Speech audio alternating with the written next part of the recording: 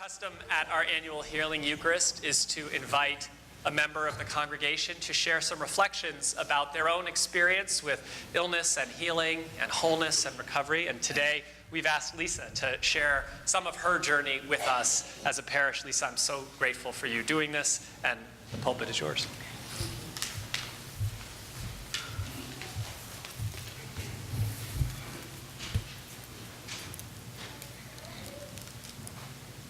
Good morning. I'm loud, so tell me if this is too loud. I don't really need this. How appropriate that I'm sharing my healing story today.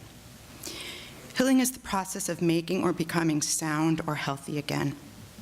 And that's what needs to occur in the U.S. after the ugliest, most divisive presidential elections in history. Hippocrates said, "Healing is a matter of time, but it is sometimes also a matter of opportunity." I hope and pray this is true for our country. During my recent health crisis, I didn't heal in isolation, but in community. I believe that the love and support I received from various communities in my life contributed greatly to my healing process. Some of the communities that supported me were ones in which I was an active member. I was invested, and this was an opportunity for others to pay it forward. St. Paul's, the Neighbor Brigade, and my Bedford community where I've lived for 16 years. I saw and felt Jesus working in all of these groups, and I knew I wasn't alone. The medical community was one in which I quickly became a member, the Cancer Club. And I was soon to find that these strangers welcomed me and provided remarkable guidance and care.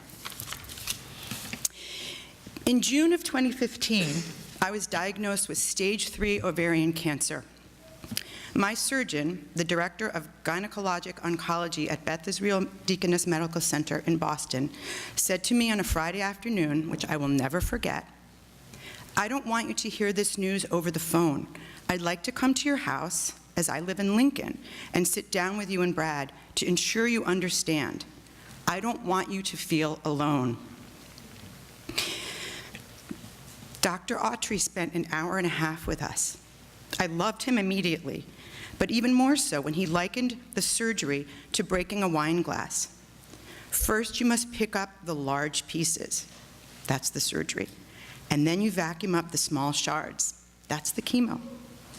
And I love wine, so I thought, what a great analogy. After an 8-hour surgery, I spent the next 10 days on a recovery floor where I had the pleasure of meeting Christina, my nurse who went above and beyond her duties.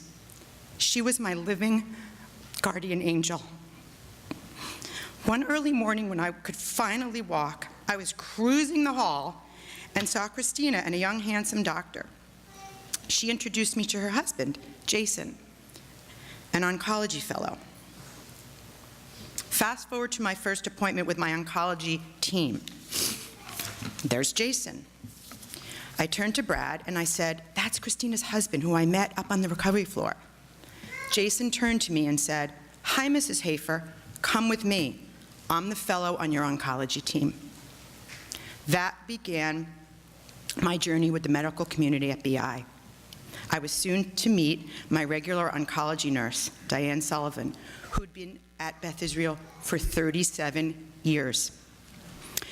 Although this was a new and somewhat scary community in which I was thrown into, somehow I felt safe, calm, and reassured that these were my people and they would help me heal. Meanwhile, back in Bedford, my amazing community of friends were busy planting me a healing garden. Over 80 people contributed. My St. Paul's family, Chris, Rachel, they blessed it and had a beautiful dedication. The Bedford Neighbor Brigade organized meals for my family and delivered baskets that completely filled my kitchen counter. Notes, flowers, cards appeared on my front steps, in my mailbox, in my garden. I was given a prayer shawl from Rini, which accompanied me to every chemo treatment. And then there was my extended family. my husband and 3 sons, my mother, my 4 sisters, my in-laws, my college friends, and my best childhood friend who I've known for 40 years. They descended upon Bedford. They rallied and visited and organized and cooked and sat with me and ensured things would stay normal for my family while I battled. Brad developed a schedule. He's very good at strategic organizing type things. He developed a schedule for my chemo treatments, and I had 18 different friends bring me into Boston and spend the day from 7 in the morning till 4 in the afternoon.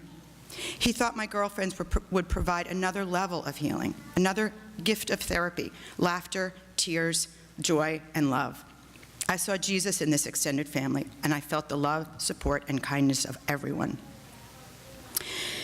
This journey was an ongoing process, and although Jesus was with me and an active part of my healing, my experience was clearly different than Jesus working miracles.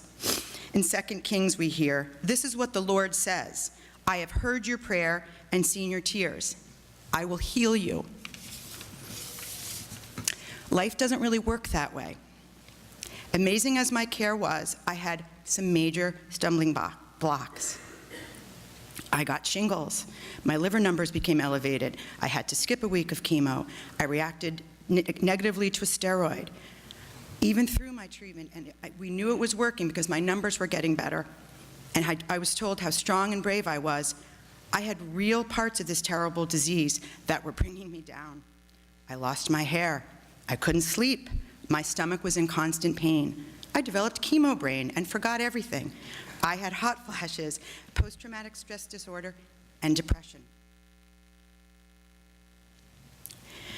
I feel like my communities got me through these tough times. I recently read that healing in isolation equals hopelessness, and healing in community equals hope. That's not to say I didn't have alone time to sit in my garden, to pray, to cry, to scream, to think, or to rest. Sometimes I needed to be isolated. I didn't want to answer calls, emails, or texts. I learned it was okay to say no, it's not a good time for a visit, or yes, we could use the help. That's challenging for me to do. I learned over the journey. I saved every single card. Nothing was expected from a card. No reply was needed. I found comfort in them, and I look back on them today when feeling blue. This Thanksgiving marks 1 year since my chemo ended. I'm cancer-free. The doctor said I wouldn't feel normal for at least a year. And they were right. I'm so grateful and thank you for the communities that helped me heal. All these people were living examples of Jesus in this world. As Jeremiah said, "For I will restore health to you and heal all of your wounds." As I continue to heal, I've set some goals for myself. I'd like to create gardens for others who need hope and healing. I'd like to volunteer at Beth Israel in the oncology ward so I can listen, share, and create community with those who need it, especially who are going this illness alone or any illness alone. I want to continue to give back to the St. Paul's community. I've already passed my shawl